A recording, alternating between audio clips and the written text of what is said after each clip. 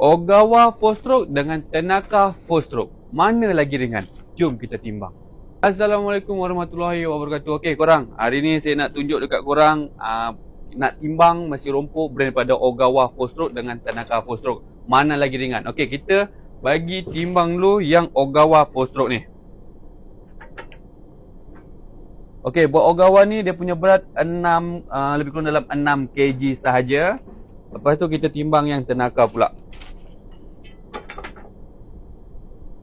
Untuk berat dia lebih kurang 6 kg. So buat mesin rompok Ogawa dengan Tenaka dia punya berat sama sahaja. Yang ni dia punya harga buat Ogawa 4-stroke RM589. Buat yang Tenaka 4-stroke ni dia punya harga RM490 saja. So buat korang minat yang mana, korang boleh komen dekat bawah. Korang berminat boleh terus walk in dekat HQ Wanas Machinery Sri Petaling. Nak tanya apa, komen saja. Assalamualaikum warahmatullahi wabarakatuh. Ciao.